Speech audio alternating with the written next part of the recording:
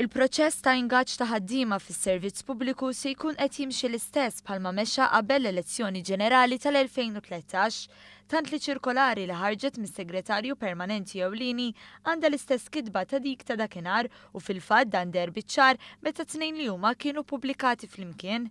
Il-pubblikazzjoni tagħhom saret fi stqarrija bit-tweġiba l-rapport fit-Times of Malta li prova jagħti impressjoni żbaljata tal-fatti.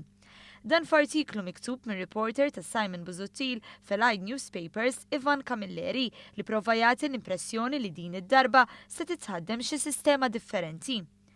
Fir-rapport tiegħu Camilleri qal li tkellem ma' xi uffiċjal mill-Uffiċċju tas-Segretarju Permanenti Ewlieni li infurmah li l-ingaġġ ta' ħaddiema ġodda mas-servizzi ċivili u entitajiet relatati kien se jkompli matul il-kampanji elettorali, iżda dan ma kienx minnu. Fl-istqarrija ntqal li l-uniku kuntatt li kien hemm kien permezz ta' komunikazzjoni miktuba li kienet tikkonsisti f'sentenza waħda li kienet essenzjalment tgħid "You may please wish to note that you have erroneous information".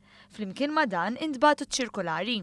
Għaldaqstant fl-istqarrija intqal li Times of Malta konvenjentament warbet il-fatt bażiku dwar iż-żewġ ċirkulari u ma pubblikathomx bil-ġurnalist Ivan Camilleri għażel li jinjora dak mibgħut lilu sal-punt li lanqas id-data taċ-ċirkulari tal-2013 ma rrapporta korrettament għal darbtejn.